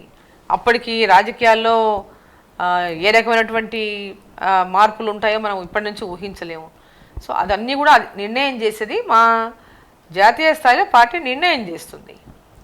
పిఆర్సీ మరియు ఉద్యోగుల వయో పరిమితి వల్ల కేసీఆర్కి నెగిటివ్ అయ్యే ఛాన్స్ ఉందా ఇప్పుడు వచ్చే నాగార్జున సాగర్ ఎన్నికల్లో? ఇక్కడ వయో పరిమితి పెంచమని యాక్చువల్గా ఎవరు అడిగింది లేదు. సరే, ఎవరికైనా కొందరికి ఇష్టం ఉండింటే ఇష్టం ఉండొచ్చు. కానీ ఎవరు కూడా మాకు వయో పరిమితి పెంచమని గట్టిగా అడిగిన వాళ్ళు ఎవరు లేరు. దానికోసం ఎవరు ఉద్యమం కూడా చేయలేదు. ఎన్నికల సమయంలో అప్పుడేదో తెలంగాణ ఉద్యమంలో నేను చెప్పాననేటటువంటి హామీ ఇచ్చాను 61 ఏళ్ళకి అని చెప్పి వారు ఈరోజు చెప్పుకుంటున్నారు అదేదో పెద్ద ఘనకార్యం చేసినట్టు. సో దానికి వయో పరిమితి పెంచమని ఎవరైనా రోడ్ల మీదకి వచ్చి ధర్నాలు చేయలేదు కదా. నిరుద్యోగులు ధర్నాలు చేశారు, నిరుద్యోగులు పోరాటం చేస్తున్నారు మాకు ఉద్యోగాలు ఇవ్వమని. దాని గురించి చెప్పకుండా నేను వయో పరిమితి గురించి చెప్పానంటే ఇట్లా ముందు నిరుద్యోగులు ఎవరైతే ఉన్నారో వారికి ఏ విధంగా ఆ ఖాళీలను అన్నింటినీ కూడా భర్తీ చేస్తారో అది చెప్పాలి. ఎన్ని ఖాళీలను ఇప్పుడు దీనివల్ల మళ్ళీ కొంతకాలం అయితే నిరుద్యోగులు వెయిట్ చేయాల్సినటువంటి పరిస్థితి ఉంటుంది. సో దాని పర్యవసానం ఏ విధంగా ఉంటుందంటే దానికి ప్రజలే నిర్ణయిస్తారు. దాని పర్యవసానం ఏముంటుంది అనేది మనకు కాలమే చెప్తుంది. ఆంధ్ర రాజకీయాల విషయానికి వస్తే పవన్తో పొత్తు బీజేపీకి ప్లస్సా మైనసా? అవన్నీ కూడా అప్రస్తుతం అని అనుకుంటున్నాను. ఇప్పుడు ఎన్నికలు లేవు కదా. ఎన్నికలు 3 సంవత్సరాల తర్వాత ఇంకా 2.5 ఏళ్ళు ఉంది ఎన్నికలు రావడానికి సమయం. ఆల్రెడీ మొన్న జిహెచ్ఎంసీ ఎన్నికల్లో కూడా జిహెచ్ఎంసీ ఎన్నికలు అధిష్టానం అంటే జాతీయ స్థాయిలో కానీ రాష్ట్ర స్థాయిలో కానీ నాయకులు వారితో మాట్లాడి వారి యొక్క సపోర్ట్ని తీసుకున్నారు. పవన్ కళ్యాణ్ గారు ఈ జిహెచ్ఎంసీ ఎన్నికల్లో మద్దతు ఇచ్చారు. దాంట్లో ఎవరు కాదనలేదు కదా. ఇక్కడ ఇప్పుడు తెలంగాణలో వచ్చిన వేవ్ ఆంధ్ర రాజకీయాల్లో ఏమైనా పడే అవకాశం ఉందా? ఎందుకంటే ఇప్పుడు తిరుపతి ఉప ఎన్నికలు ఉన్నాయి. ఈ ప్రెజర్ అక్కడ ఏమైనా పడే అవకాశం ఉందా? తప్పకుండా తెలంగాణ రాష్ట్రంలో ఈరోజు బీజేపీ బలంగా అవుతుందన్నటువంటి వాటలో ఎలాంటి అనుమానం లేదు. తప్పకుండా ఆంధ్రప్రదేశ్లో కూడా అక్కడ 2 రీజనల్ పార్టీస్ ఉన్న సందర్భంగా ఒక పక్క టీడీపీ చాలా బలహీనమైపోయింది. కాంగ్రెస్ పార్టీనేమో ఈరోజు మచ్చు కూడా అక్కడ కనపట్టలేనటువంటి పరిస్థితి. అటువంటి సందర్భంలో ఈరోజు ఆల్టర్నేట్గా అక్కడ ప్రజలందరూ కూడా బీజేపీ వైపు ఆలోచన చేస్తూ ఉన్నారు. సో తప్పకుండా తిరుపతిలో బీజేపీ ఖచ్చితంగా తమ యొక్క ఇది కొనసాగిస్తుంది. ప్రజల లోపల ఉన్నటువంటి నమ్మకాన్ని, విశ్వాసాన్ని బీజేపీ ఈరోజు కేంద్రంలో ఒక బలమైన నాయకత్వం, నరేంద్ర మోడీ గారి నాయకత్వం పైన ప్రజలకందరికీ కూడా ఒక గాఢ విశ్వాసం ఉన్నది. సో తప్పకుండా బీజేపీ అక్కడ ఒక మంచి పెద్ద అంటే రిజల్ట్ వస్తుందని ఆశిస్తున్నాం. కేంద్రం నుంచి ₹1 నిధులు కూడా రావట్లేదు మాకు అని టీఆర్ఎస్ గవర్నమెంట్ చెప్తుంది. బీజేపీ వచ్చేసి ప్రతి రూపాయి కూడా గవర్నమెంట్ నుంచి వస్తుంది, గవర్నమెంట్ నుంచి ఎటువంటి సహాయ సహకారాలు అందాలో సెంట్రల్ గవర్నమెంట్ నుంచి అటువంటి సహాయ సహకారాలన్నీ ఇక్కడ తెలంగాణ గవర్నమెంట్కి వస్తున్నాయి అంటున్నారు. అసలు ఎవరి వాదన నిజం? తెలంగాణ గవర్నమెంట్ కేంద్ర ప్రభుత్వం నుంచి ఏ పథకాలు వచ్చినా, ఏ నిధులు వచ్చినా, రోడ్లు కానీ, ప్రాజెక్టులు కానీ, ఇంకొకటి రైల్వే లైన్స్ కానీ, ఏ ట్రైన్స్ కానీ ఏ వచ్చినా కూడా మేము సాధించుకొచ్చాం, మేము లేఖ రాసాం, మా లేఖకు వచ్చింది, ముఖ్యమంత్రి లేఖ రాశారు, లేకపోతే మంత్రులు లేఖ రాశారు, మా లేఖకు అక్కడి నుంచి ఏదో వచ్చింది, ఆకాశం నుంచి ఊడిపడ్డట్టుగా చెప్పుకుంటారు. అంటే అది కేంద్ర ప్రభుత్వం ఇచ్చినట్టుగా. పాపం వీళ్ళేదో కేంద్ర ప్రభుత్వం స్పందించకుండా, మంత్రులు ఎవరు ఇవ్వకుండా ఏదో పైనుంచి ఊడిపడ్డట్టుగా వీళ్ళేదో సాధించినట్టుగా చెప్పుకుంటారు. మళ్ళీ పక్కనేమో కేంద్రం ఏమి ఇవ్వలేదు అనేటటువంటి ఒక దుష్ప్రచారం చేస్తారు. అంటే వాళ్ళకి ఒక క్లారిటీ లేదు. కేంద్ర ప్రభుత్వం సహకారం లేకుండా ఈ రాష్ట్ర ప్రభుత్వంలో ఏ పథకాలు కూడా కొనసాగించేటటువంటి పరిస్థితి లేదు. ప్రతి అభివృద్ధి కార్యక్రమంలో కేంద్ర ప్రభుత్వ నిధులు లేకుండా ఏ అభివృద్ధి కార్యక్రమం ముందుకు పోతలేదు. ఈరోజు గ్రామీణ ప్రాంతాల్లో ఉన్నటువంటి గ్రామ పంచాయతీల దగ్గర నుంచి చూసుకున్నా ప్రతి గ్రామ పంచాయతీలో ఈరోజు గ్రామ పంచాయతీలో పనులు జరుగుతున్నాయి, సర్పంచ్ నిధులు వస్తున్నాయి అంటే కేంద్ర ప్రభుత్వం ఇస్తున్న నిధులతోనే గ్రామాల్లో అభివృద్ధి జరుగుతూ ఉంది. ఈరోజు మున్సిపాలిటీలకు కానీ గ్రామాల్లో కానీ అదేవిధంగా రోడ్లు కానీ ఎక్కడ ఏ రకమైనటువంటి ఇన్ఫ్రాస్ట్రక్చర్ చూసుకున్నా కేంద్ర ప్రభుత్వం సహకారంతోనే పెద్ద ఎత్తున డెవలప్మెంట్ అనేది జరుగుతూ ఉంది. కానీ రాష్ట్ర ప్రభుత్వం ఒక ఎంతసేపు ఉన్నా ఒక బ్లేమ్ గేమ్ ఆడడం నేర్చుకుంది, బద్నాం చేయడం నేర్చుకుంది తప్ప దాంట్లో వాస్తవం అనేది లేదు. వాళ్ళు చెప్తున్న దాంట్లో ఎలాంటి వాస్తవం లేదు. తెలంగాణ బీజేపీ సిద్ధాంతాలను పాటించే నాయకుల కన్నా ప్రతిపక్షంపై విరుచుకుపడే నాయకులే ఎక్కువ ఉన్నారు అని అంటున్నారు. ఆ కోవకే చెందుతారు డీకే అరుణ అని ఒక వాదన ఉంది. అలా అనే వాళ్ళకి మీరు ఏ సమాధానం చెప్తారు? ఇప్పుడు వాళ్ళు అధికారం ఉంది కదా, వాపు ఉంది, బలుపు ఉంది, ఏదైనా మాట్లాడతారు. అటువంటి వాళ్ళకి తెలుసు డీకే అరుణ ఏంటో తెలుసు. డీకే అరుణ ఏది మాట్లాడితే గాల్లో మాట్లాడదు. వాళ్ళు డీకే అరుణ మాట్లాడే ప్రతి మాట కూడా వాళ్ళకి తగులుతుంది, తగలకుండా ఏం పోదు. ప్రతి మాట తగులుతుంది, వాస్తవాలే మాట్లాడుతుంది. ఉన్న వాస్తవాలనే డీకే అరుణ ప్రశ్నిస్తుంది. ప్రజలకు ఇచ్చినటువంటి ప్రతి హామీని మీరు చేస్తున్నటువంటి మోసం పైన ప్రశ్నిస్తూ ఉంది. నీళ్ల పేరిట ఈరోజు ప్రాజెక్టుల పేరిట ఈరోజు పెద్ద ఎత్తున అంచనాలు పెంచుకొని అడ్డగోలుగా అంచనాలు పెంచుకొని డిపిఆర్లు ఇంతవరకు కేంద్రానికి సమర్పించకుండా అడ్డగోలుగా ఈరోజు తెలంగాణ రాష్ట్రాన్ని దోచుకొని ప్రాజెక్టుల పేరు మీద దోచుకొని ఈరోజు కల్వకుంట్ల కుటుంబం వేల కోట్లకు పడగలెత్తింది. పడగలెత్తినటువంటి ఈ తెలంగాణ రాష్ట్రం అని చెప్పినటువంటి టీఆర్ఎస్ పార్టీ బంగారు కుటుంబంగా కల్వకుంట్ల కుటుంబం మారింది తప్ప తెలంగాణ ప్రజలకు ఎక్కడ కూడా బంగారు తెలంగాణ అంటే ఈరోజు బంగారు తెలంగాణకు అర్థం లేకుండా చేసినటువంటి వ్యక్తులు, అప్పుల తెలంగాణగా మార్చినటువంటి వ్యక్తులు కేసీఆర్ గారు కానీ వాళ్ళ కుటుంబ సభ్యులు కానీ వాళ్ళకి ఏది కూడా చిత్తశుద్ధి అనేది లేదు. తెలంగాణ రాష్ట్రం సాధించుకున్నటువంటి లక్ష్యాన్ని వాళ్ళు కంప్లీట్గా ఈరోజు మర్చిపోయారు. అంటే ఎంతోమంది అమరులు వాళ్ళ ప్రాణాలు ప్రాణ త్యాగాలు చేసి వాళ్ళ ప్రాణాలు త్యాగం చేస్తే ఈరోజు వీళ్ళు ఆ కుర్చీల మీద కూర్చున్నారు. వాళ్ళ ప్రాణ త్యాగాల మీద వీళ్ళు ఆ కుర్చీల మీద కూర్చున్నారు తప్ప వాళ్ళ ప్రాణ త్యాగాలకు ఈరోజు దాకా వాళ్ళకి ఆత్మలు శాంతించలే. వాళ్ళ ఎందుకోసమైతే ప్రాణ త్యాగం చేసిండ్రో ఆ లక్ష్యం నెరవేరలే. తెలంగాణ రాష్ట్రంలో ప్రాణత్యాగం చేసినటువంటి పిల్లల ఆత్మలు ఘోషిస్తూ ఉన్నాయి. తెలంగాణ రాష్ట్రంలో ఈరోజు తెలంగాణ రాష్ట్రంలో 1200 మంది ఆత్మత్యాగాలు చేశారు, ఆత్మహత్యలు చేసుకున్నారని చెప్తున్నటువంటి టీఆర్ఎస్ నాయకులు, కల్వకుంట్ల కుటుంబం, దానికి ఎవరు కారణం? కల్వకుంట్ల కుటుంబమే కారణం. అవి ఆత్మహత్యలు కాదు, కల్వకుంట్ల కుటుంబం చేసినటువంటి హత్యలు. ఆ రోజు హరీష్ రావు గారు ఆయన పెట్రోల్ పోసుకుంటే ఆయనకు అగ్గిపెట్టె దొరకలేదు, కానీ చనిపోయింది ఎవరు? బీద పిల్లలు. ఏదైతే రెక్కాడితే కానీ డొక్కాడనటువంటి పరిస్థితులు ఉన్నటువంటి కుటుంబాలు ఉన్నటువంటి బీద పిల్లలు, వాళ్ళని రెచ్చగొట్టి వాళ్ళ ప్రాణాలు తీసినటువంటి కల్వకుంట్ల కుటుంబం, మరి వాళ్ళు ఎందుకు అంటించుకోలేదు? మరి వాళ్ళకెందుకు అగ్గిపెట్టె దొరకలేదు? అంటే ఒక ట్రెండ్ క్రియేట్ చేసేసి హరీష్ రావు గారు అంతా ముందే ప్రీ ప్లాన్ అంటారా? వాళ్ళు ఒక ట్రెండ్ క్రియేట్ చేసి అంతమంది పిల్లల ఆత్మత్యాగాలు చేసిందంటే దానికి కారణం, ఆత్మహత్యలు చేసుకుందంటే దానికి కారణం కల్వకుంట్ల కుటుంబం. కానీ వారు ఆత్మలు ఈరోజు ఘోషిస్తూ ఉన్నాయి. వాళ్ళు చేసినటువంటి చేసుకున్న ఆత్మహత్యలే కానీ వాళ్ళు చేసిన త్యాగానికి కానీ ఈరోజు తెలంగాణలో ఎలాంటి లబ్ధి జరగలేదు. ఏ నిరుద్యోగులు అయితే ఉద్యోగాలు, మేము చచ్చిపోతే తెలంగాణలో ఉద్యోగాలు వస్తాయి, తెలంగాణ వస్తే తెలంగాణలో ఉద్యోగాలు వస్తాయని చెప్పి చనిపోయినరో వాళ్ళ ఆత్మలు ఘోషిస్తూ ఉన్నాయి, కానీ తెలంగాణ బిడ్డలకు ఇంకా ఉద్యోగాలు రాలేదు. పార్టీ నాయకులు బండి సంజయ్ గారు చేసిన వ్యాఖ్యలు, పాత బస్తీలో సర్జికల్ స్ట్రైక్ కానీ చలానాలు కట్టడం కానీ, అంటే ఈ రకమైన వ్యాఖ్యలు తెలంగాణలో బీజేపీకి ప్లస్ అనుకుంటున్నారా మైనస్ అనుకుంటున్నారా? ఏదైనా వ్యాఖ్యలు అంటే ఇప్పుడు ఎప్పుడో జిహెచ్ఎంసీలో జరిగినటువంటి వ్యాఖ్యలు, ఆ రోజు ఎలక్షన్లో టీఆర్ఎస్ పార్టీ ఏం మాట్లాడింది, దానికి తగినట్టుగా బీజేపీ పార్టీ ఏ విధంగా స్పందించిందో స్పందనలు అవన్నీ.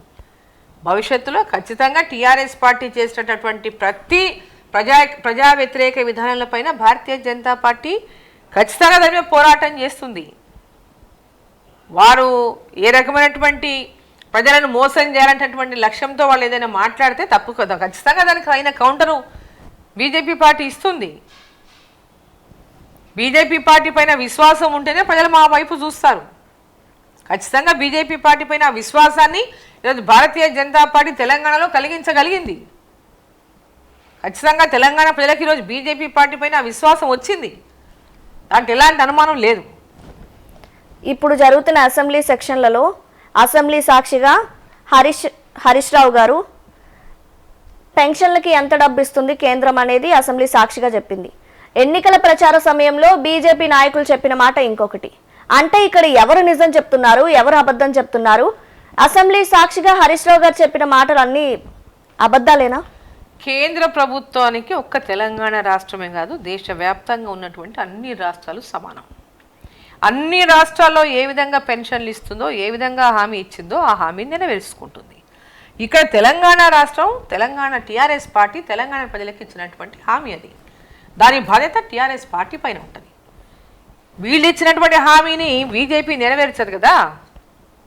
వీళ్ళు తెలంగాణ రాష్ట్ర ప్రభుత్వం తాము ఎన్నికల్లో గెలవడానికి టీఆర్ఎస్ పార్టీ ఇచ్చినటువంటి హామీలను బీజేపీ పార్టీ నెరవేర్చదు కదా. కేంద్ర ప్రభుత్వం దేశవ్యాప్తంగా అందరినీ సమాన దృష్టితో చేసినటువంటి చూసే భాగంలోనే కేంద్రం నుంచి వచ్చేటటువంటి ఫలాలు అన్ని రాష్ట్రాలకు ఆ రాష్ట్రాల జనాభా ప్రాతిపదికను ఒక లక్ష్యంతోనో ఒక దీంతోనో అందజేస్తుంది. దాంట్లో భాగంగానే కేంద్రం నుంచి రావాల్సినటువంటి నిధులు కేంద్రం నుంచి వస్తున్నాయి. రాష్ట్రంలో వీళ్ళు ఇచ్చినటువంటి హామీ 2000 రూపాయల పెన్షన్ అనేది రాష్ట్ర ప్రభుత్వం ఇచ్చినటువంటి హామీ, నెరవేర్చాల్సిన బాధ్యత రాష్ట్ర ప్రభుత్వానికి ఉన్నది. ఈరోజు 57 ఏళ్ళు నిండినటువంటి వారికి పెన్షన్ అన్నారు. 2 ఏళ్ల నుంచి ఇప్పటిదాకా పెన్షన్ ఇవ్వలేదు. ఎందుకు ఇవ్వలేదు? ఎందుకోసం ఇవ్వలేదు? ఎందుకోసం పెండింగ్ పెట్టిండ్రు అంటే మళ్ళీ ఎలక్షన్ ముందు ఇస్తారు. ఈ 4 ఏళ్ళు ఇవ్వరు. ఎలక్షన్ ఒక సంవత్సరం ముందున్నప్పుడు మళ్ళీ ఆ పెన్షన్లు ఇచ్చి మళ్ళీ పెన్షన్లు ఇచ్చామనేటటువంటి ఒక అంటే ప్రజలను తప్పుదోవ పట్టియడము, ప్రజల యొక్క ఆర్థికమైనటువంటి స్థితిగతులను ఆసరాగా చేసుకొని లబ్ధి పొందేటటువంటి ప్రయత్నమే చేస్తుంది తప్ప హామీ ఇచ్చిన వాటిని నెరవేర్చాలనేటటువంటి ఒక చిత్తశుద్ధి ప్రభుత్వానికి లేదు. మీరు గతంలో ఉన్న కాంగ్రెస్ పార్టీ తెలంగాణలో పూర్తిగా బలాన్ని కోల్పోయింది. దీనికి ప్రధాన కారణాలు ఏమై ఉంటాయంటారు? అమ్మ, రాష్ట్రంలోనే కాదు దేశవ్యాప్తంగా కూడా ఈరోజు కాంగ్రెస్ పార్టీ చాలా బలహీనపడింది. దేశవ్యాప్తంగా కూడా కాంగ్రెస్ పార్టీ చాలా బలహీనపడింది. ఈరోజు దేశంలోనే ఒక బలమైనటువంటి ప్రతిపక్షంగా ఈరోజు కాంగ్రెస్ పార్టీ లేనటువంటి పరిస్థితి మనం చూస్తున్నాం. అదేవిధంగా తెలంగాణలో కూడా ఇక్కడ కూడా బలహీనపడిపోయింది. ఒక బలమైనటువంటి ప్రతిపక్షంగా ఒక విశ్వాసాన్ని ప్రజల నుంచి చూరగొనలేకపోయింది. ప్రజలకు ఆ విశ్వాసాన్ని ఇవ్వలేకపోయింది కాంగ్రెస్ పార్టీ. కాబట్టి ఇంత పెద్ద ఎత్తున బలహీనపడింది. ఇప్పుడు తెలంగాణలో 2 ఎమ్మెల్యే సీట్లు ఉన్న బీజేపీనే టీఆర్ఎస్కి వచ్చే ఎన్నికల్లో ప్రత్యామ్నాయం అని అనుకోవచ్చా? ఖచ్చితంగా 2 స్థానాల ఉన్న బీజేపీ రోజు కేంద్రంలో అధికారంలోకి వచ్చి 303 సీట్లతో రెండవసారి నరేంద్ర మోడీ గారు మళ్ళీ ఏ విధంగా ప్రధానమంత్రి అయ్యారో, ఏ విధంగా దేశ ప్రజలు ఆదరించారో, అదేవిధంగా తెలంగాణ రాష్ట్రంలో కూడా తెలంగాణ ప్రత్యేక రాష్ట్రం కోసం పోరాటం చేసిన సందర్భంలో బీజేపీ పార్టీ కూడా ప్రత్యేక తెలంగాణకు పెద్ద ఎత్తున మద్దతు ఇచ్చింది. పార్లమెంట్లో బిల్లు పెట్టిన సందర్భంగా కూడా బీజేపీ పార్టీ పూర్తి స్థాయిగా ఈ బిల్లుకు ఆమోదం తెలిపింది. తెలంగాణ రాష్ట్రం ఏర్పాటైతే తెలంగాణలో ఎంతో పెద్ద ఎత్తున తెలంగాణ ప్రజలకు న్యాయం జరుగుతుంది, లబ్ధి జరుగుతుంది, అభివృద్ధి జరుగుతుంది అనేటటువంటి ఒక ఆలోచనతోన తెలంగాణ ఆకాంక్షతో తెలంగాణ సాధించుకున్నాం. ఏ ఆకాంక్షతో తెలంగాణ సాధించుకున్నామో ఆ ఆకాంక్షలు తెలంగాణ రాష్ట్రంలో ఈరోజు ఇప్పటిదాకా నెరవేరలేదు. ముఖ్యమంత్రి గారు ఒక డెమోక్రసీ లేనటువంటి, అంటే ఒక స్వేచ్ఛ లేనటువంటి, ప్రజాస్వామ్యం లేనటువంటి ఒక నియంత పాలన, ఒక కుటుంబ పాలన ఈరోజు తెలంగాణ రాష్ట్రంలో కొనసాగుతూ ఉంది. ఖచ్చితంగా తెలంగాణ రాష్ట్రంలో బీజేపీ పార్టీనే ప్రత్యామ్నాయం. తెలంగాణ రాష్ట్ర ప్రజల ఆకాంక్షలు నెరవేరాలంటే తెలంగాణ రాష్ట్రం ఏర్పాటుకు మద్దతు ఇచ్చినటువంటి బీజేపీ పార్టీ ఈ రాష్ట్రంలో అధికారంలోకి రావాలి. తెలంగాణ ప్రజల యొక్క ఆకాంక్షలు కూడా ఊహించినటువంటి విధంగా నెరవేరాలంటే ఖచ్చితంగా తెలంగాణలో బీజేపీ పార్టీ అధికారంలోకి రావాలి అనేటటువంటి ఒక ఆలోచన ప్రజల లోపల ఉంది. ఇంతవరకు కాంగ్రెస్ను చూశారు, సరే టీడీపీ అంటే ఉమ్మడి ఆంధ్రప్రదేశ్లో ఉంది, అయిపోయింది. దాని తర్వాత తెలంగాణ రాష్ట్రం ఏర్పాటైనాక టీఆర్ఎస్ పార్టీని చూశారు. సో ఇప్పుడు తెలంగాణలో ఇంతవరకు ఉమ్మడి ఆంధ్రప్రదేశ్లో ఉన్నప్పుడు కానీ తెలంగాణ రాష్ట్రం ఏర్పాటైనాక కూడా ఇప్పుడు ఎప్పుడు బీజేపీ అధికారంలో చూడలేదు తెలంగాణ రాష్ట్రంలో. సో ఇప్పుడు తెలంగాణ రాష్ట్రం ఏర్పాటైనాక తెలంగాణకు బిల్లుకు మద్దతు ఇచ్చి తెలంగాణ రాష్ట్ర ఏర్పాటుకు అన్ని రకాలుగా సహకరించినటువంటి బీజేపీ పార్టీ ఈ తెలంగాణ అభివృద్ధి కోసం తెలంగాణ ప్రజల ఆకాంక్ష మేరకు ఈ రాష్ట్రంలో ఒక సుపరిపాలన అందజేయాలనేటటువంటి ఒక ఆలోచన ఉన్న నేపథ్యంలో తెలంగాణ పైన ప్రత్యేక దృష్టి పెట్టింది. తెలంగాణ రాష్ట్రంలో వచ్చే ఎన్నికల్లో బీజేపీ పార్టీని అధికారంలోకి తెచ్చుకునేటటువంటి లక్ష్యంతో ఈరోజు బీజేపీ పావులు కలుపుతూ ముందుకు పోతా ఉంది. ప్రజలు కూడా ఆ దిశలోనే బీజేపీ అధికారంలోకి రావాలనేటటువంటి ఆలోచనతో ఉన్నారు. కేసీఆర్ని చూశారు 2 సార్లు, ఆయన తెలంగాణ తెచ్చాడు, 2 సార్లు ముఖ్యమంత్రిని చేశారు, అయిపోయింది. ఆయన ముఖ్యమంత్రిని చేశారు, ఆయన ఏం చేశాడో చూశారు, ఎంత అప్పుల పాలు చేశాడో, తెలంగాణ రాష్ట్రాన్ని ఎన్ని అప్పులు చేశాడో చూశారు. ఇంకా బీజేపీకి కూడా ఖచ్చితంగా తెలంగాణ ప్రజలు అవకాశం ఇవ్వాల్సినటువంటి అవసరం ఉంది. ఆ దిశగా తప్పకుండా ప్రజలు ఆలోచన చేస్తున్నారు. ఆ దిశగా బీజేపీని ఆదరిస్తారు, అధికారంలోకి తెస్తారనేటటువంటి విశ్వాసం కూడా మాకుంది. తెలంగాణ వ్యాప్తంగా బీజేపీ కార్యకర్తలున్న టీఆర్ఎస్ యంత్రాంగాన్ని ఎదుర్కొనే సమర్థవంతమైన నాయకులు లేరు అనే వాదన ఉంది. అది పచ్చబద్ధం. టీఆర్ఎస్ పార్టీ అది అంటే మన తెలంగాణ రాష్ట్రం సాధించుకున్నప్పుడు టీఆర్ఎస్ పార్టీల కార్యకర్తలు ఎక్కడున్నారు? టీఆర్ఎస్ పార్టీలు ఎవరు ఉన్నారు? సో అట్లా ఖచ్చితంగా బీజేపీ పార్టీకి ఆ రోజు కూడా వాళ్ళ పార్టీలో బలమైన నాయకులు ఎవరు కనపడలేదే. ఈరోజు ఎమ్మెల్యేలు అయ్యుండొచ్చు, ఆ పార్టీతో ఉండొచ్చు, ఈరోజు ఎమ్మెల్యేలు అని చెప్పుకుంటుండొచ్చు, ఆ రోజు ఎక్కడ కూడా లేనటువంటి కార్యకర్తలు కూడా. సో ఈరోజు బీజేపీ పార్టీ చాలా బలోపేతమైనటువంటి దిశలోనే, ఇంకా బూత్ స్థాయి నుంచి బలోపేతమవుతున్నటువంటి దిశలోనే ఒక స్ట్రాంగ్ అంటే ఒక బీజేపీ పార్టీకి ఉన్నటువంటి క్యాడర్ కానీ, కమిట్మెంట్ కానీ, కమిటెడ్ క్యాడర్ కూడా, కమిటెడ్ కార్యకర్తలు కానీ వేరే ఏ పార్టీలో కూడా లేరని చెప్పి సందర్భంగా నేను తెలియజేస్తా ఉన్నా. కాబట్టి ఖచ్చితంగా బీజేపీకి పూర్తి స్థాయిలో ఆ రకమైనటువంటి బలం ఉంది. టీఆర్ఎస్ పార్టీకి ఏమాత్రం తీసిపోదు, దానికంటే మంచిన బలం బీజేపీకి ఉన్నది. ఇప్పుడు టీఆర్ఎస్ పార్టీలో వాళ్ళకే సఖ్యత లేదు. మనం చూసుకున్న మన ఈటల రాజేందర్ గారు చేసిన వ్యాఖ్యలు వీటికి సంకేతం అని తెలుపుతున్నాయి. ఇప్పుడు టీఆర్ఎస్ నుంచి ఎవరైనా బీజేపీలోకి వస్తే వాళ్ళని చేర్చుకునే అవకాశం ఉందా? టీఆర్ఎస్ పార్టీ నుంచే కాదు, ఏ పార్టీ అయినా, ఇక్కడ టీఆర్ఎస్ కావచ్చు, కాంగ్రెస్ కావచ్చు, లేదా ఇంకో పార్టీ కావచ్చు, ఏ పార్టీలో ఉన్న వాళ్ళైనా వాళ్ళు బలమైన నాయకులు రేపు బీజేపీకి రావడం వల్ల బీజేపీ బలోపేతమే కాదు, అక్కడ ఉన్నటువంటి ప్రజలకంతా కూడా న్యాయం చేయగలుగుతారు.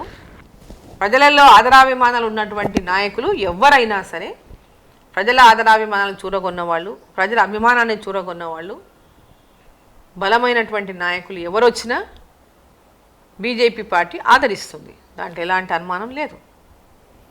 టీఆర్ఎస్ కావచ్చు, కాంగ్రెస్ కావచ్చు, ఇంకో టీడీపీ కావచ్చు, లేదా ఇంకో పార్టీ కావచ్చు. మీరు కాంగ్రెస్లో ఉన్నప్పుడు రాష్ట్ర స్థాయిలో మీకు ఒక మంచి నాయకురాలిగా పేరు తెచ్చుకోవాలి అన్న ఆలోచన ఉండటం వల్లే మీ నియోజకవర్గంలో ఉనికిని కోల్పోయారు అని జగ్గారెడ్డి గారు చేసిన వ్యాఖ్యల్ని మీరేమంటారు? నేను వినలేదు ఆయన ఏం వ్యాఖ్యలు చేశారు. I don't know. ఆయన ఏం వ్యాఖ్యలు చేశారో నాకు తెలియదు, నా నోటీస్లో లేదు. ఏం చేశారు ఆయన? మీ వరకు రాలేదా? ఇప్పుడు వరకు రాలేదు. I don't know. ఓకే.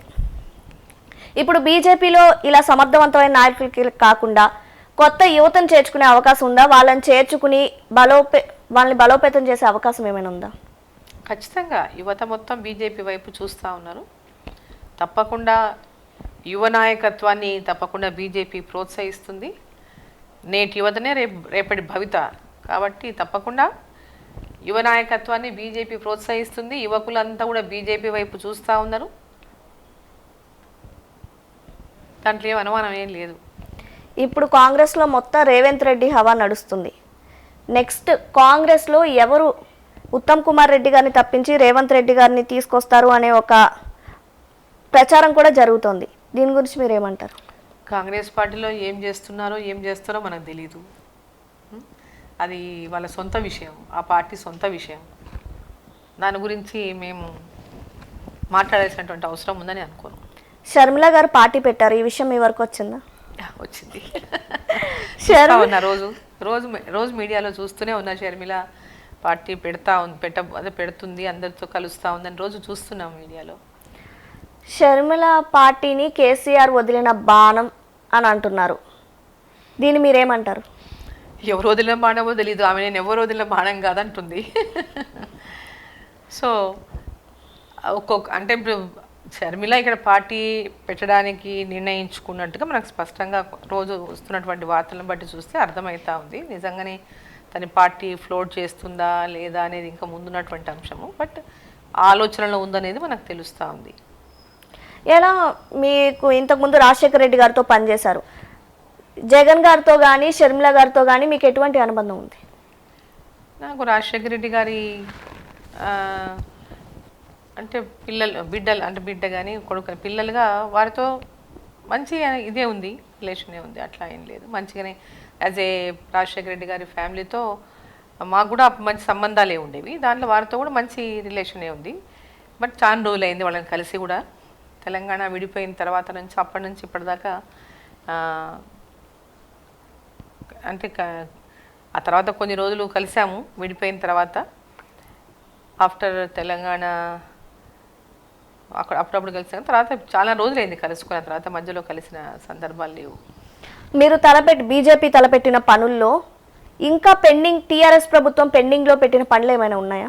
చాలా ఉన్నాయి కదా, చాలా ఉన్నాయి. అప్పుడు రాజశేఖర రెడ్డి గారు ముఖ్యమంత్రిగా ఉన్నప్పుడు, మేము మంత్రులుగా ఉన్నప్పుడు చేసినటువంటి ప్రాజెక్టులు ప్రారంభోత్సవం చేశాము, నీళ్ళు వదిలాము. బట్ ఆ మిగిలిన పనులన్నీ కూడా ఇంకా చాలా పెండింగ్లో ఉన్నాయి. అవేవి ఇప్పటిదాకా ఇంకా కంప్లీట్ అవ్వలేదు. వాటి కింద చేయాల్సినటువంటి మిగిలిన ప్రాజెక్టులు కూడా అట్లనే పెండింగ్లో ఉన్నాయి, ఇప్పటిదాకా ఏమీ జరగలేదు. అవి అట్లనే ఉన్నాయి. బట్ మేము ఏదో చేసేసినామని చెప్తా ఉన్నారు. అప్పుడు మేము చేసింది తప్ప ఈ ప్రభుత్వం వచ్చి చేసింది ఇప్పటిదాకా ప్రాజెక్టులలో ఏమీ లేదు. మీ నియోజకవర్గంలో ఇప్పుడు పాలన ఎలా ఉంది? అప్పుడు మీరు చేసిన దానికి ఇప్పుడు మీరు చూస్తున్న దానికి డిఫరెన్స్ ఏం కనిపిస్తుంది మీకు? అప్పుడేమో అభివృద్ధి అనేది ఎల్లప్పుడూ కనపడేది.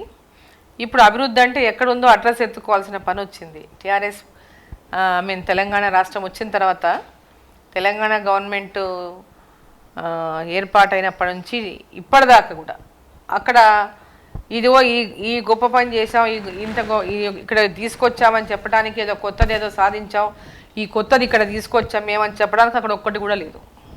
ఇప్పటికీ నా హయాంలో జరిగిన వాటికే కొన్నిటికి రంగులు కొట్టుకున్నారు, గులాబీ రంగులు కొట్టుకున్నారు. నేను పూర్తి చేసిన దానికి రంగులు మార్చుకున్నారు. తర్వాత ఈ ప్రభుత్వం వచ్చి చేసింది అక్కడ చెప్పుకోవడానికి లేదు. అప్పుడు ప్రారంభం చేసిన పనులు కూడా ఇప్పటి నేటికి ఇంకా పూర్తి కాలేదు. సో శిలాఫలకాల మటుకు చాలా ఘనంగా వాళ్ళ పేర్లు పెట్టుకొని కొట్టించుకున్నారు. ఎందుకంటే అప్పుడు ప్రారంభం చేయనీయకుండా అట్లనే పెండింగ్ పెట్టించి ఇప్పుడు ఏదో వాళ్ళు చేసినట్లుగా ఏదో సృష్టించుకున్నారు తప్ప వాళ్ళు చేసింది ఏమీ లేదు. సో ఈ ప్రభుత్వం వచ్చినప్పటి నుంచి మా నియోజకవర్గంలో జరిగినటువంటి డెవలప్మెంట్ అంటూ శూన్యం. ఇప్పటికిప్పుడు ఎన్నికలు వస్తే తెలంగాణ రాష్ట్రంలో బీజేపీ, గద్వాల్లో డీకే అరుణ గెలుపొందడం ఖాయమని అంటారా? ఎంత నమ్మకం ఉంది మీకు మీ మీద? ఖచ్చితంగా 100కి 200% నమ్మకం ఉంది. తెలంగాణలో బీజేపీ గవర్నమెంట్ వస్తుంది, తప్పకుండా డీకే అరుణ బీజేపీ నుంచి విజయం సాధిస్తుంది. ఎటువంటి ఎజెండాతో ముందుకెళ్ళిపోతుంది బీజేపీ వచ్చే ఎన్నికలకి? ఎజెండాతో తెలంగాణ రాష్ట్రం యొక్క అభివృద్ధి లక్ష్యంగా, తెలంగాణ ప్రజల ఆకాంక్షల నెరవేర్చడమే లక్ష్యంగా. అనేక సమస్యలు ఉన్నాయి, ఆ సమస్యలన్నింటినీ కూడా వాటిపైన ఒక ఎజెండా తీసుకొని మా ఎన్నికల ముందు ఒక మేనిఫెస్టోతో, ఒక స్పష్టమైనటువంటి మేనిఫెస్టోతోనే ప్రజల్లోకి వెళ్తాం. రాజశేఖర్ రెడ్డి గారితో మీరు చాలా సంవత్సరాలు ప్రయాణం చేశారు, ఆయనతో మీ అనుబంధం ఎలా ఉండేది? వారితో చాలా మంచి అనుబంధం. ఒక అన్నగా మేమందరం చాలా ఆదరించేవాళ్ళం, అభిమానించేవాళ్ళం. రాజశేఖర రెడ్డి అన్న కూడా మమ్మల్ని అదే అభిమానంతో చూసేవాడు. సో అది ఎప్పుడు అంటే దాన్ని ఎప్పుడు మర్చిపోలేము. ఆ పీరియడ్ని, ఆ టైంని మేము ఎప్పుడు కూడా మర్చిపోలేనటువంటి ఆ టైం, వారితో రాజకీయంగా మేము ప్రయాణం చేసిన టైం కానీ, వారితో పాటు వారి మంత్రి, వారి ముఖ్యమంత్రిగా వాళ్ళ యొక్క క్యాబినెట్లో మేము ఉండటం కానీ, ఎమ్మెల్యేగా వారితో కలిసి, వారి ముఖ్యమంత్రిగా ఎమ్మెల్యేగా వారితో పాటు మేము చేసిన అనేక అభివృద్ధి కార్యక్రమాల్లో పాలు పంచుకోవడమే కానీ, అవన్నీ కూడా ఎప్పటికీ కూడా మర్చిపోలేనటువంటివి. ఆ డెవలప్మెంట్ అంతా కూడా ఎప్పటికీ చిరస్థాయిగా గుర్తుండిపోయేటటువంటి అభివృద్ధి పనులు ఆ హయాంలో మేము చేశాం. కాబట్టి ఎప్పుడు కూడా మేము ఏ రిప్రజెంటేషన్ తీసుకెళ్ళినా, నా నియోజకవర్గానికి సంబంధించినటువంటి ఏ రిప్రజెంటేషన్ తీసుకెళ్ళినా ఆ రిప్రజెంటేషన్ ఎప్పుడు కూడా ఖాళీ అయ్యేది కాదు, తప్పకుండా ఆ పని నెరవేరేది. అదేవిధంగా ఇప్పటిలాగా ఇప్పుడున్నటువంటి ముఖ్యమంత్రిలాగా తన పార్టీలో ఉన్న వాళ్ళకే పనిచేయాలి, వేరే పార్టీలో వాళ్ళ కాగితాలు పక్కన పడేయాలి అటువంటి నేచర్ ఉండేది కాదు. He was a leader. ప్రజల నుంచి ఎన్నుకోబడినటువంటి ప్రతి ఎమ్మెల్యేని కూడా ఆయన గౌరవించేవాడు. ప్రతి ఎమ్మెల్యే ఏ రిప్రజెంటేషన్తోనే వెళ్ళినా ఆ రిప్రజెంటేషన్కి వాల్యూ ఇచ్చేవాడు. ఉదాహరణకు హరీష్ రావు ఉన్నాడు. హరీష్ రావు ఆ రోజు ఎమ్మెల్యే. ఆ నియోజకవర్గం అది టీఆర్ఎస్ పార్టీ ఎమ్మెల్యేనో, లేదా టీఆర్ఎస్ అంటే ప్రత్యేక రాష్ట్రం కోరుతా ఉందని వీళ్ళు నాకు వ్యతిరేకమనో వారు ఏమీ ఆ వివక్ష చూపించలేదు. చాలా పెద్ద ఎత్తున ఎవరు రిప్రజెంటేషన్ తీసుకొచ్చినా పార్టీలకు అతీతంగా ఆ నియోజకవర్గం అభివృద్ధి కోసం, రాష్ట్ర అభివృద్ధి కోసం వారు పనిచేశారాక.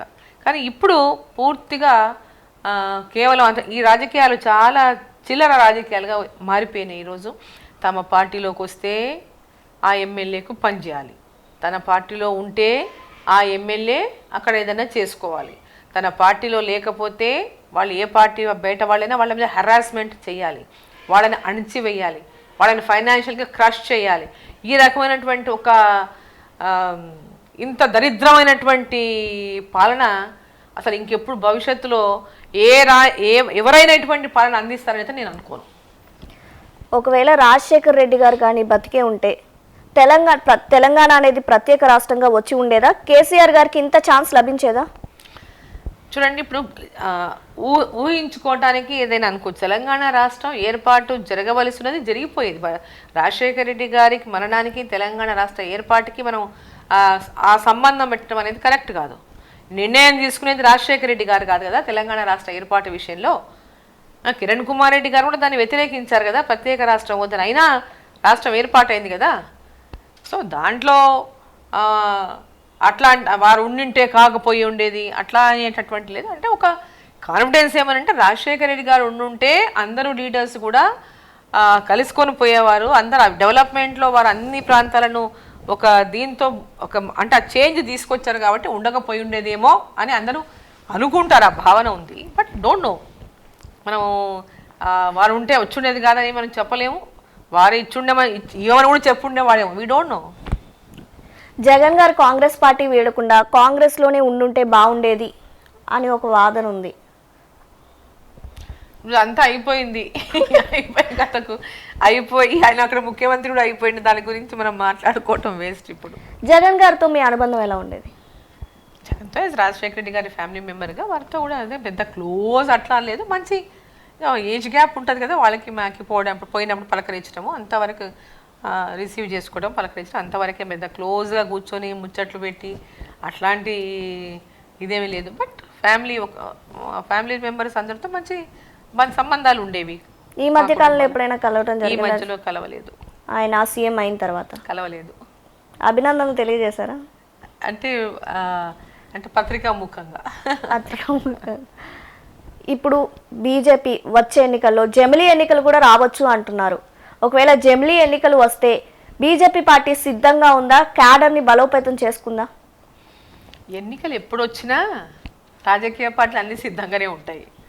ఏ ఎన్నికలు ఎప్పుడు వచ్చినా రాజకీయ పార్టీలు అన్నీ సిద్ధంగానే ఉంటాయి, ఎన్నికల్లో పోటీ చేస్తాయి. దానికి ఎలాంటి జమిలీ వస్తాయా, వేడివిడిగా వస్తాయా, అవన్నీ ఎప్పుడు వచ్చినా, ఎన్నికలు రేపు వచ్చినా ఎన్నికల్లో సిద్ధంగా ఉండాల్సిందే. ఏ ఎన్నికైనా కూడా ఇంత రాజకీయ ప్రిపేర్డ్గానే ఉంటారు పొలిటీషియన్స్, పార్టీలు.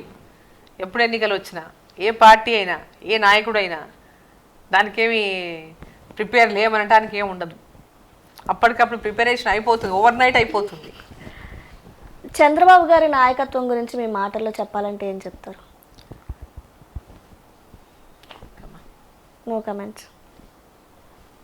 ఇంత రాజకీయ అనుభవం ఉంది, చాలా చూశారు. ఇప్పుడు ఆంధ్రాలో టీడీపీ కూడా ఇక్కడ కాంగ్రెస్ లాగా అక్కడ టీడీపీ కూడా కనుమరుగైపోతుంది. అంటే చంద్రబాబు నాయుడు గారు సరే ఉమ్మడి ఆంధ్రప్రదేశ్లో ఇక్కడ చేశారు, వాళ్ళు ఉన్నారు సరే. వాళ్ళు అంటే అంటే నాకు అంత దగ్గర నుంచి చంద్రబాబు నాయుడు గారిని నేను చూసింది లేదు వాస్తవంగా చెప్పాలంటే. అంత క్లోజ్ ఇది ఎప్పుడు లేదు. నేను ఫస్ట్ యాక్చువల్గా చెప్పాలంటే ఫస్ట్ నేను పోటీ చేసింది, రాజకీయాల్లోకి వచ్చింది పార్లమెంట్ మెంబర్గా కంటెస్ట్ చేశాను టీడీపీ నుంచే. నేను ఇంట్లో ఉన్న హౌస్ వైఫ్గా ఉన్నదాన్ని. నేను పొలిటికల్ ఫ్యామిలీ బ్యాక్గ్రౌండ్తో మా హస్బెండ్ ఎమ్మెల్యేగా ఉన్నాడు. వాళ్ళ మహబూబ్నగర్ జిల్లాలో పార్లమెంట్ క్యాండిడేట్ కోసం నన్ను ప్రపోజ్ చేశారు. అప్పుడు పోటీ చేశాను ఫస్ట్ టైం నేను. సో జస్ట్ మామూలుగా కార్డియల్ రిలేషన్ ఉంది కానీ పెద్ద అంత ఇదిగా ఏం వారితో నాకు అంత పెద్ద ఇది లేదు. టీడీపీ నుంచే ఫస్ట్ పోటీ చేశారు, ఇన్నేళ్లలో చూసుంటారు కదా, ఇప్పుడు అలా కనుమరుగైపోవడం అంటే కనుమరుగైపోవడం అంటే రాజకీయాల్లో ఎప్పుడు ఏమి జరుగుతుందో మనం ఎవరు ఉంచలేము. ఆయన మంచి అడ్మినిస్ట్రేటరు చేశాడు, చాలా బాగా పనిచేశాడు. అడ్మినిస్ట్రేటర్ అనేది అందరూ మంచిగా చేశాడనేది ఉంది. బట్ ఇప్పుడు ఎందుకు అలా అయిపోయాడు అంటే రాజకీయాల్లో టైం అలా టైం వచ్చినప్పుడు రాజకీయాల్లో ప్రజలు అందరూ అక్కడ ఆ రాష్ట్ర పరిస్థితుల్లో అక్కడ ఉన్నటువంటి వాళ్ళందరూ జగన్ నాయకత్వాన్ని కోరుకున్నారు. సో జగన్ నాయకత్వంలో పెద్ద ఎత్తున అవుట్రైట్గా చాలామందిని ఎమ్మెల్యేలను గెలిపించారు. సో జగన్ కూడా చాలా ఎఫర్ట్ చేశాడు అక్కడ అధికారంలోకి రావడానికి, ప్రజల మధ్యలో ఉన్నాడు. అవుట్రైట్గా చాలా పెద్ద ఎత్తున పాదయాత్రలు చేశాడు, ప్రజల సమస్యలు ప్రజల మధ్యలో ఉండి పోరాటం చేశాడు. ప్రతి ఇష్యూ పైన గవర్నమెంట్ పైన ఫైట్ చేశాడు. సో ప్రజలు ఆదరించారు, అధికారంలో కూర్చోబెట్టారు. మోదీ గారి గురించి మీ మాటలో చెప్పాలంటే ఏం చెప్తారు? మోదీ గారిని గురించినంటే నాయకుడు, అందరూ అంటే పెద్ద ఎత్తున ఈరోజు ఒక దేశానికి ఒక బలమైన నాయకత్వాన్ని ఆఫ్టర్ లాంగ్ టైం అందిస్తున్నటువంటి నాయకుడు ఎవరంటే ఈరోజు నరేంద్ర మోడీ గారనే చెప్పొచ్చు. ఇందిరాగాంధీ తర్వాత మళ్ళీ అంత బలమైన నాయకత్వం ఈ దేశానికి అందిస్తున్నటువంటి ప్రధానమంత్రి ఎవరు అంటే నరేంద్ర మోడీ గారు. సో ఈరోజు అంటే అన్ని దేశాలు కూడా మన వైపు చూస్తున్నాయి, వివిధ దేశాలు భారతదేశం వైపు చూస్తున్నాయి. అంటే ఈరోజు నరేంద్ర మోడీ గారి యొక్క వారి లోపల ఉన్నటువంటి బలమైనటువంటి నాయకత్వం వల్లనే, వారు తీసుకున్నటువంటి బలమైన నిర్ణయాల వల్లనే ఈరోజు భారతదేశం కూడా అంటే అన్ని దేశాలతో పోటీ పడగలుగుతా ఉంది. అంటే ఆర్థికంగా బలమైనటువంటి దేశాలతో ఈరోజు పోటీ పడగలుగుతా ఉంది. రాహుల్ గాంధీ గారి నాయకత్వం మీకు ఎలా అనిపిస్తుంది? వచ్చే ఎన్నికల్లో రాహుల్ గాంధీ గారు మోదీకి పోటీ ఇచ్చే అవకాశం ఉందంటారా? రాహుల్ గాంధీ గారు అంత సీరియస్ పొలిటీషియన్ అని అనిపించరు. వారు సీరియస్ పొలిటీషియన్గా అనిపించరు ఇప్పటిదాకా కూడా. నేను వారిని పార్టీలో ఉన్నప్పుడు కూడా చూశాను కదా. ఆయన సీరియస్నెస్ రాజకీయంగా వారికి అంత ఇంట్రెస్ట్తో రాజకీయాలు చేస్తున్నట్టుగా కూడా కనపడదు. ఆయన ఆ సీరియస్నెస్ రాజకీయాల్లో ఈరోజు దేశంలో కాంగ్రెస్ పార్టీని బలోపేతం చేయాలి, కాంగ్రెస్ పార్టీ పైన విశ్వాసం కలిగించాలంటే ప్రజల లోపల ఎంతో పెద్ద ఎత్తున కాన్ఫిడెన్స్ క్రియేట్ చేయాలంటే చాలా అంటే ఆ కమిట్మెంటు కనపడాల్సినటువంటి అవసరం ఉంటుంది. బట్ వారికి రాజకీయాలలో అంటే నాయకుల పైన కూడా పూర్తిగా సపోజ్ తెలంగాణ విషయం గురించే మనం అనుకుంటే, తెలంగాణలో ఉన్నటువంటి విషయం గురించే గతంలో వారితో ఉన్న సమస్య, తెలంగాణ రాష్ట్రంలో కూడా చిన్న రాష్ట్రం అయిపోయింది, నాయకులు కూడా నంబర్ తగ్గిపోయింది. ఉమ్మడి ఆంధ్రప్రదేశ్ అంటే పెద్ద ఎత్తున ఆ ఉన్న దానిలో కూడా అందరితో వారికి పెద్ద ఎత్తున అంటే పర్సనల్గా ఎవరు ఎంత స్ట్రాంగ్ లీడరు, ఎవరికి ఏంటి అనేటటువంటి క్షేత్రస్థాయిలో ఉన్నటువంటి విషయాలపైన కానీ వారికి ఆ పట్టు కనిపించలేదు. సో మరి వారు సీరియస్ పాలిటిషియన్ కాదేమో అని అనిపిస్తుంది. నెట్టంపాడు గురించి మీరు అనేక ఉద్యమాలు చేశారు అని విన్నాము, దాని గురించి? నెట్టంపాడు ప్రాజెక్టు గురించి నేను 2003లో పాదయాత్రలు చేశాను. 2003లో ఆ రోజు జిల్లాలో చాలా పెద్ద ఎత్తున కరువు, అంటే పర్మనెంట్గా ఎప్పుడు ఎవ్రీ ఇయర్ కరువే ఉండేది. ఎప్పుడో 4-5 ఏళ్ళకు ఒకసారి వర్షాలు వచ్చేవి. ఆ వర్షం పడ్డప్పుడే అంతే, ఆ వానలకు పడ్డ పంటలు తప్పితే ఇంకేం ఉండేది కాదు, అది కూడా కరెక్ట్గా వర్షాలు పడితే. సో ఎప్పుడు కరువు కాటకాలతోనే ఉండేది మహబూబ్నగర్ జిల్లా.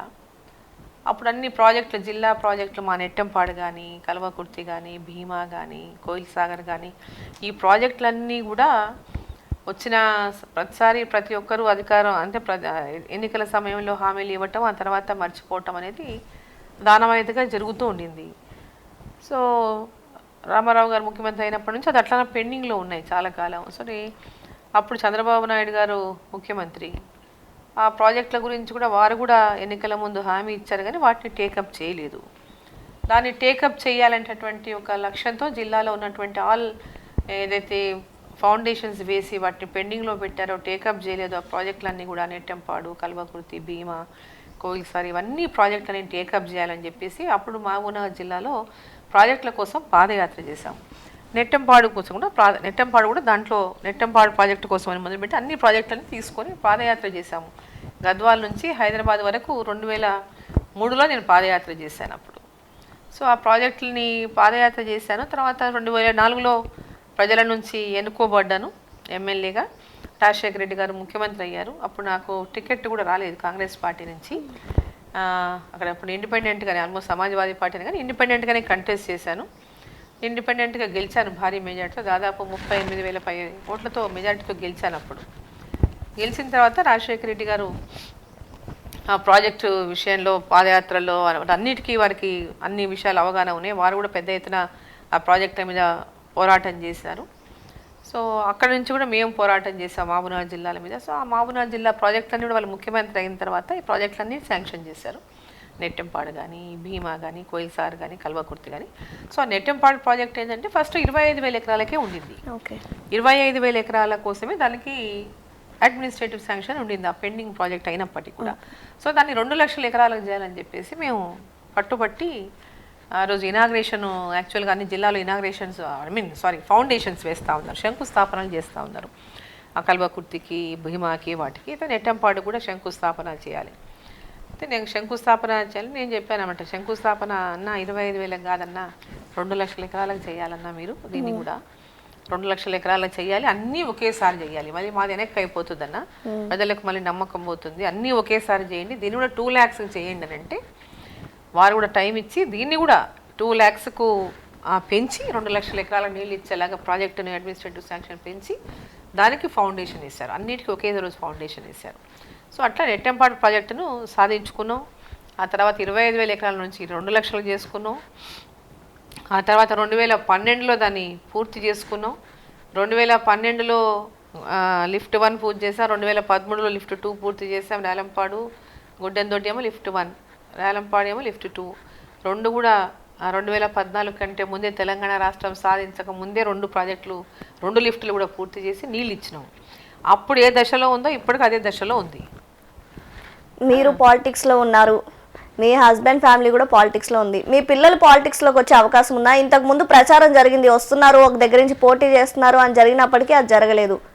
పాలిటిక్స్లోకి వచ్చే ఛాన్స్ ఏమైనా ఉందా? పాలిటిక్స్లోకి ఇప్పటిదాకైతే అంటే రావాలి అనేటటువంటిది ఏం లేదు. నాకు హెల్ప్ చేస్తున్నారు, నాకు సపోర్ట్ చేస్తారు. నాకు అందరూ బిడ్డలే. అందరు బిడ్డల్లో 2 వాళ్ళు సొంతంగా వాళ్ళే ఉంటారు, వాళ్ళు పెద్దగా ఎప్పుడు టైం ఏమి ఇచ్చి రాజకీయాల్లో ఏమి ఉండరు. సో చిన్న అమ్మాయి ఒకటే నాకు హెల్ప్ చేస్తుంటుంది, నాకు వచ్చి కాన్స్టిట్యున్సీలో క్యాంపెయిన్ చేసినప్పుడు, ఎలక్షన్ అప్పుడు కానీ క్యాంపెయిన్ చేయడం చేస్తుంటుంది. సో తను ఇంట్రెస్ట్ ఉంటే రావచ్చు, తర్వాత భవిష్యత్తులో తనకి ఇంట్రెస్ట్, ఇప్పుడు చిన్న చిన్న పిల్లలు తనకి. సో తను ఎప్పుడైనా ప్రజాసేవలో రావాలంటే అవకాశం వచ్చేదన్నా ఉంటే, యూ డోంట్ నో పాలిటిక్స్లో. నేను అనుకోకుండానే రాజకీయాల్లోకి వచ్చాను, నేను రావాలని ఎప్పుడు అనుకోలేదు. సరే వాళ్లకు రావాలని ఉంటే ప్రజలకు సేవ చేయాలనేటువంటి, ప్రజల యొక్క మెప్పు పొందాల్సినటువంటి పని చేయాల్సినటువంటి అవసరం ఉంటుంది. జస్ట్ లైక్ దట్ మా అమ్మ పేరు ఉంది కాబట్టి నేను వచ్చేయాలా, మా నాన్న పేరు ఉంది కాబట్టి నేను వచ్చేయాలా. నాకు మా నాన్న పేరున్నా, నా హస్బెండ్ పేరున్నా, మా మామ పేరున్నా, ఎన్ని ఉన్నా కష్టపడితేనే ప్రజల మధ్యలో గుర్తింపు వచ్చింది. సో ఆ కమిట్మెంట్తో ఉండి పనిచేయడానికి సిద్ధపడి వస్తే రాజకీయాలు ఎవరైనా రావచ్చు కదా, ఎనీ టైం రావచ్చు.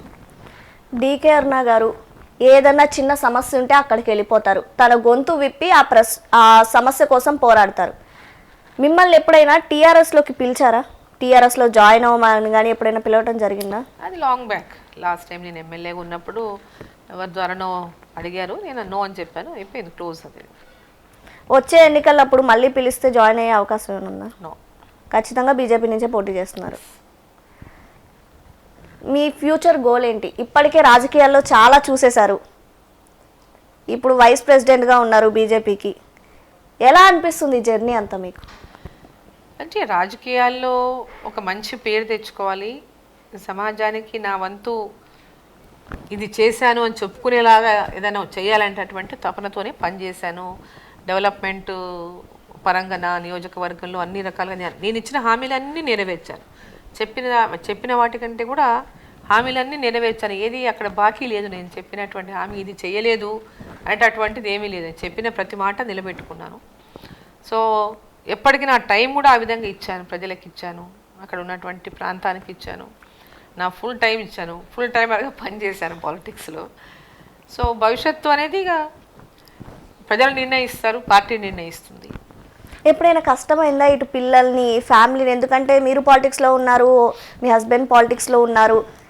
ఈ రాజకీయాన్ని, ఫ్యామిలీ లైఫ్ని బ్యాలెన్స్ చేయడం ఎప్పుడైనా కష్టంగా అనిపించిందా? చాలా కష్టమే, ఒక విమెన్కి చాలా కష్టం.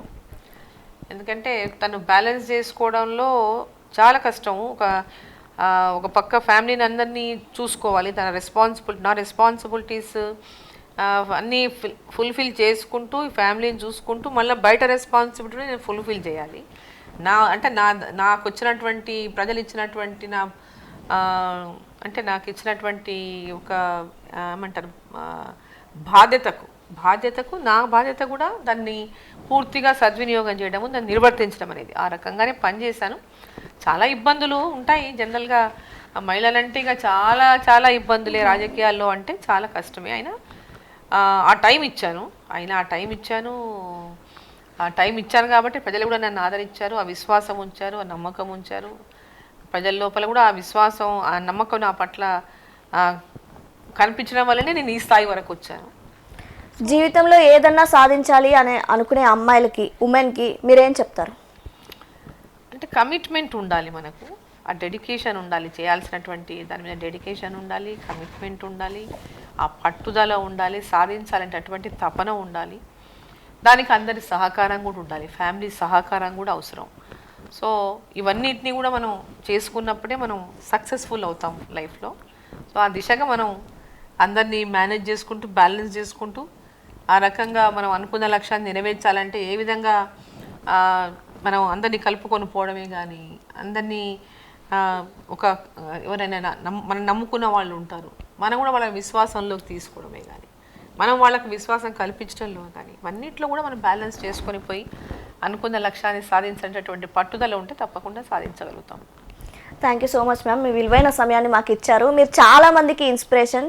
మీరు రాజకీయాల్లో ఇంకా చాలా సాధించాలని మనస్ఫూర్తిగా కోరుకుంటున్నాను. థ్యాంక్ యూ అమ్మా, థ్యాంక్ యూ. కానీ వాళ్ళ ఇన్ఫ్లుయెన్స్ ఏమాత్రం లేకుండా నెగ్గారని చెప్పుకోగలుగుతారు మీరు డైరెక్ట్గా? అది నేను చెప్పను, కానీ తెలుగుదేశంలో ఉంటే ఇంకా ఎక్కువ మెజార్టీతో నెగ్గి ఉన్నానని నేను తొలగొట్టి చెప్పగలను. ఎందుకోసం అంటారు? తెలుగుదేశంలో అంటే చంద్రబాబు గారిని చూసా, ఎన్టీ రామారావు గారిని చూసా? ఎవరిని చూసి కాదు,